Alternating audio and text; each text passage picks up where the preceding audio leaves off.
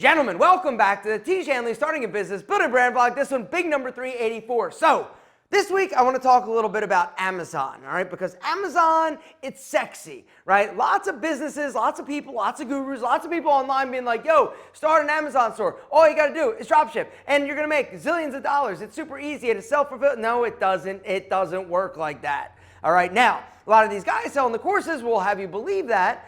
And if you take a 1,000-foot view, it kind of looks like it would do that, but it's much, much, much, much more challenging than that. So, as you guys know, Amazon, biggest shopping platform in the world. They they revolutionized shopping. Right now, I can sit on the toilet and order, I can order my Tiege Hanley. I can sit on the toilet and order like whatever, right? It's amazing. Now, with Amazon, one of the big things is the reviews, right? The stars. You gotta have a lot of reviews in order to really get steam and really get people to buy, right? Because basically the way that it works is if you have like low scores or low stars, you're not gonna get fed, you're not gonna get the Amazon love.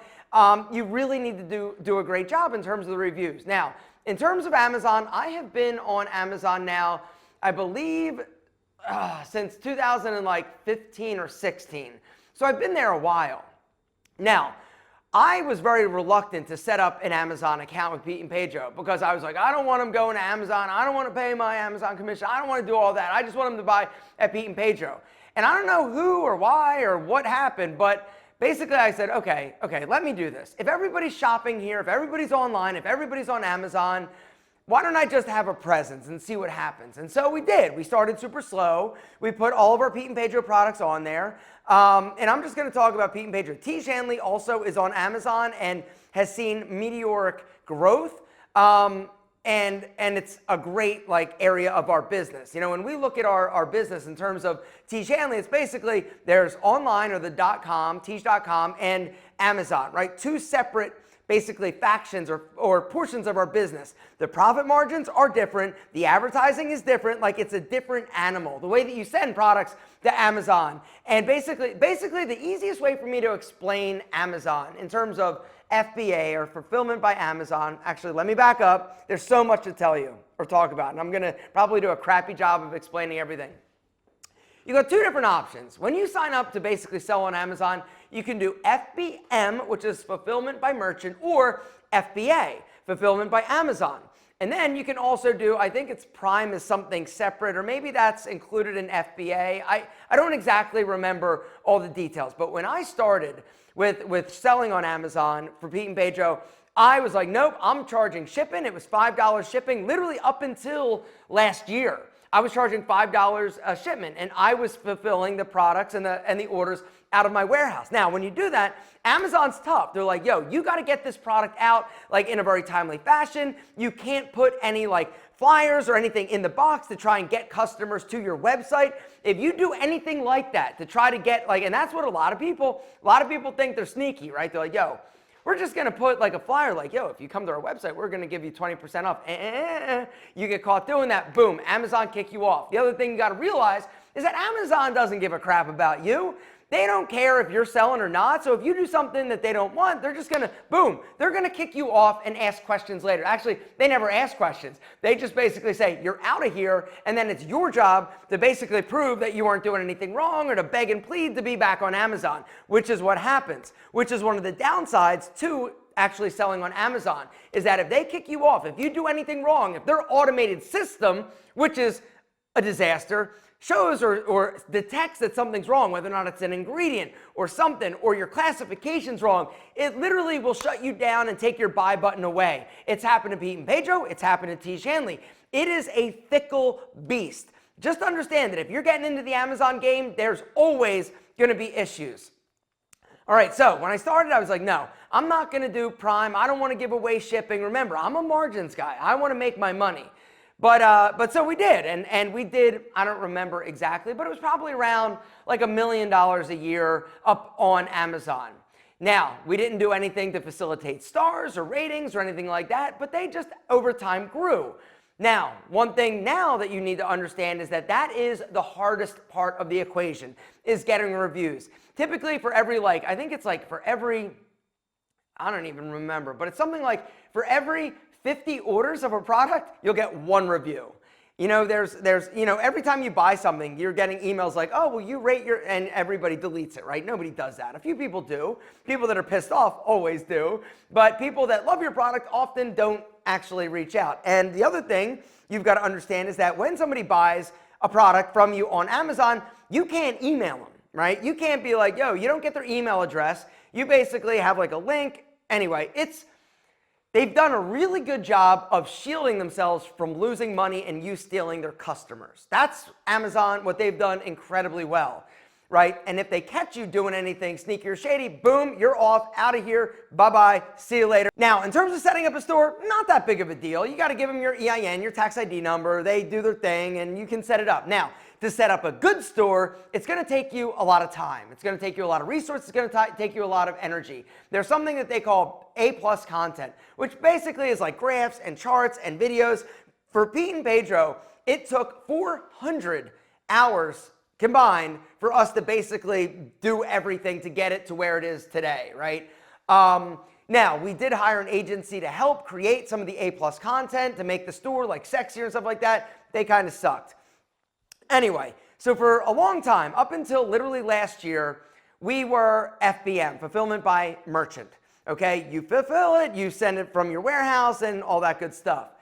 But when you're shopping on Amazon, do you look for, like, if it's not Prime, if it's not free shipping, like you're not even interested, right? At least I'm not when I'm shopping. I'm a realist. But for me, I didn't want to give up the margin. And so finally, my much wiser than me marketing director, Mike Levy, said, I think it's going to be a game changer if we go FBA, fulfillment by Amazon. Now, FBA, the way that it works, you basically you've got your store and you ship Amazon like cases and whatever, like your products, right? You ship it. Now, before you ship it, you've got put a sticker on every single unit that you're sending. All right, if it's in a bag or whatever, you've got a sticker. So the labor is very intensive in terms of getting things prepared to ship to Amazon. And then you ship it to a fulfillment facility, and then they will distribute it to their different distribution hubs, all right? So it's a very like seamless, streamlined thing. Now, FBA, fulfillment by Amazon, easier for me to say. The theory was that because we were going on FBA, we would raise the price a little bit. People would rather pay a little bit more and get free shipping as opposed to basically charging them for shipping. And we felt, or Mike felt, that it was definitely going to benefit us from a quantity perspective, right? You make up in number what you do in margin. And so here's something you need to understand. So in terms of what Amazon gets when you sell FBA, they take 36, this is what the average is, 36% of every dollar. So for every dollar you sell, you're giving Amazon 36 cents. All right, it's a lot because on top of that, you're also backing out returns. You're backing out the advertising that you're doing on Amazon. But this brings me to another benefit of Amazon. You're really able to target your customers incredibly well. It's incredibly effective, and you can track it really well. And so for Pete and Pedro right now, our ROAS, return on ad spend for Amazon, is like 4.5, 4.6% return, which is awesome, which means if I advertise $1,000, I'm going to return $4,600. So it's huge. Now you're like, why don't you just spend more? Because there's a lot of nuance and finesse when it comes to spending money and digital advertising, right? Just because it says it's 4% or 3%, or if you're using an agency, even worse, those guys are notorious for massaging and manipulating the numbers to make it look like they're doing amazing things. They a lot of times will take credit for the organic traffic that you're getting. Now, organic traffic is just somebody searching Tiege, Hanley or Pete and Pedro and them coming. Now, the agencies that are like, no, that was us. Anyway, long story short, actually not a story. I'm not even getting into that because there's so much to digest there.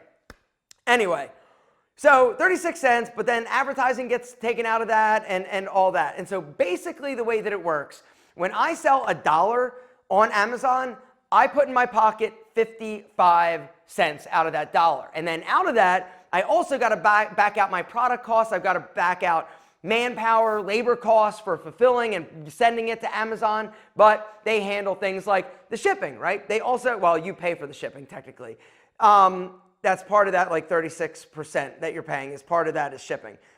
You also, they're shipping in their box. So for me, when I was really crunching the numbers, it was like, all right, for a box that I ship a product in, it's like 80 cents. And then there's the tissue. So when I really got like granular, basically the way that it works, when I sell something on Amazon, me in my pocket is about 20%. On PeteandPedro.com, it's like 26%. So it's better, but once again, it boils down to the numbers. How much more are you actually selling, and does it make up, right? So what I'm going to show you now is, wait for it. Actually, I got to pull it up. I'm going to show you.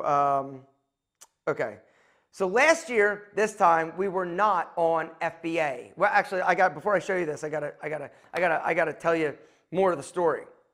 So the idea was, all right, we think that it can really like supersize sales. And I'm like, I don't know, I don't think, but we're gonna test it. How are we gonna test it? Instead of just going all in, right, we're gonna do one product, a product that we know has high search volume returns, right? So let's start it with pomade. We knew that a lot of people were searching for pomade, and we were somewhere in there, and we knew how many we were selling a month, right? We had historical data. On average, it was like 50 units a month. And so let's try it. So we got everything ready, we sent it off, and literally it's like a little button that you flip in terms of switching between FBM and FBA. And so we sent off some pomade, and then I think I just spit. Then we just waited, right?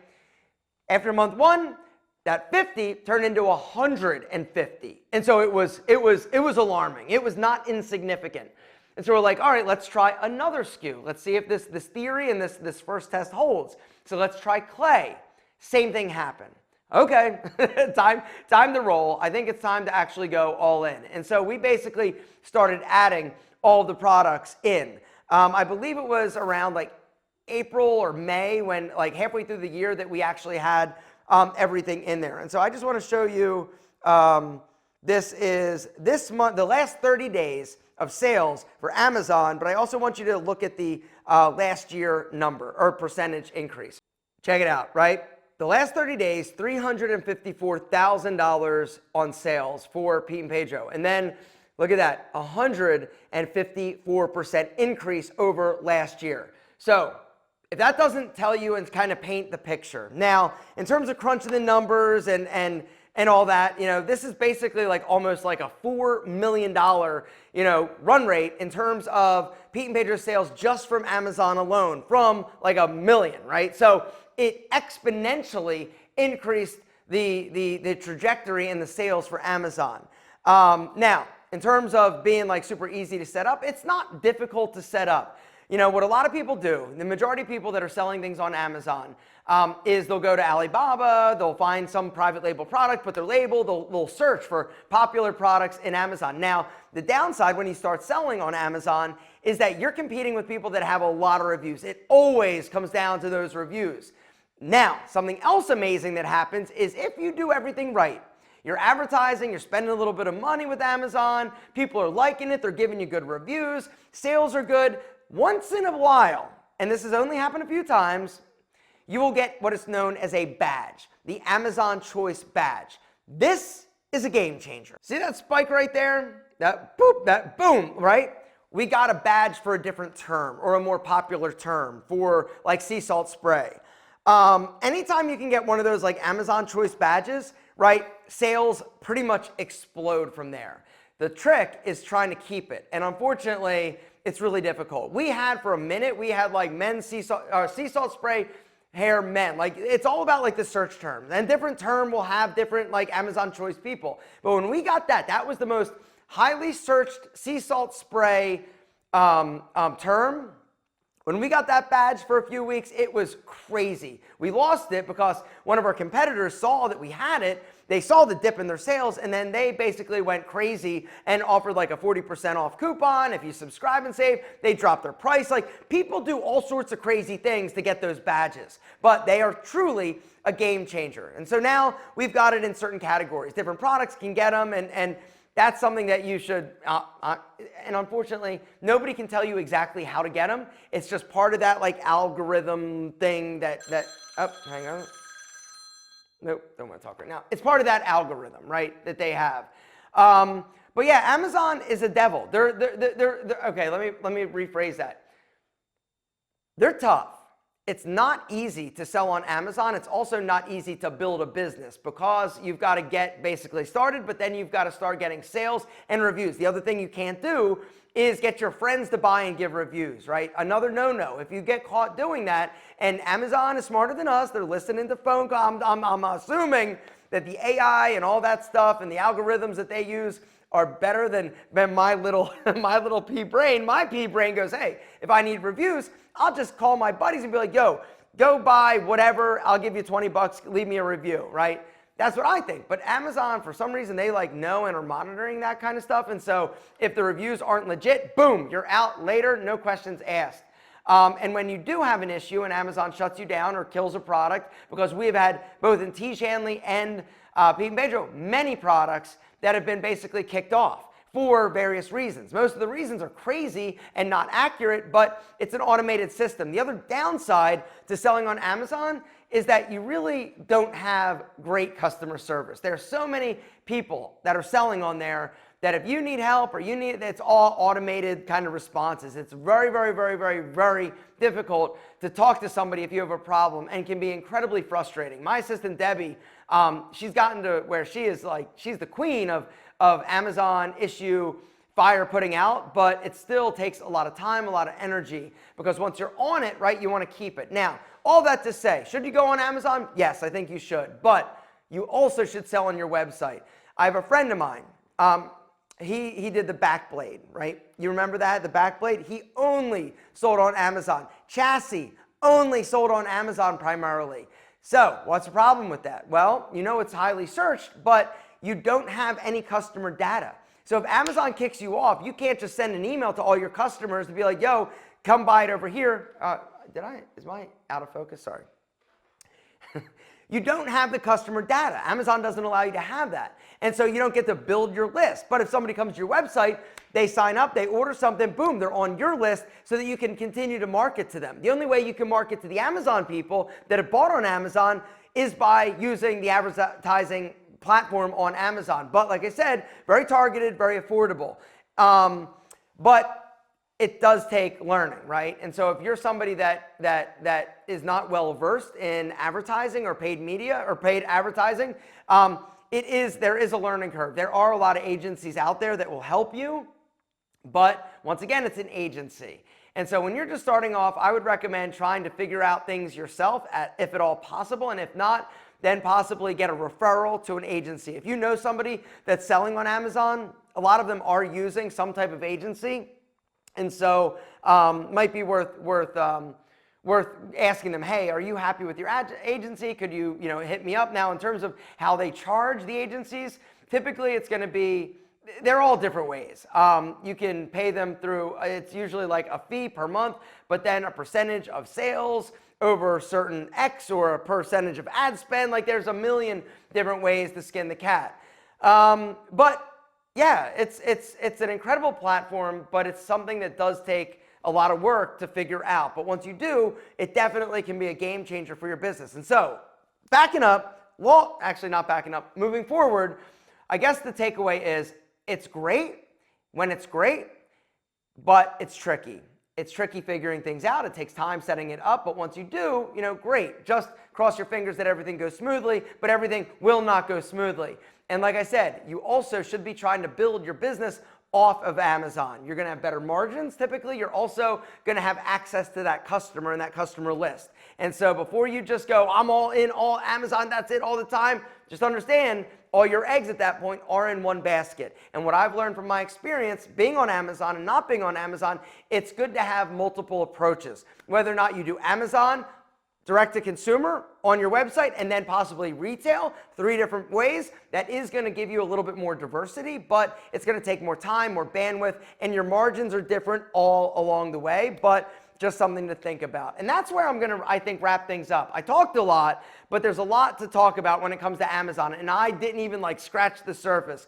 If you have a business question, if I didn't get to your question last week, please copy and paste it down below. If you have a business question or a question specific about Amazon, maybe I'll be able to answer it. But down below, start it with business question and ask. Each week we try to get to some of them. Next week will be no exception. This week I kind of wanted to talk about Amazon, and when you talk about Amazon, it just kind of rolls. But it's a fickle beast, but it's a devil that you learn to dance with, because the potential upside is amazing. Because when they tell you you're pretty, you feel special. When they're like, you're ugly, get out of here, you wildebeest, then not so much. Amazon tells you both. You're pretty, but you're also a wildebeest.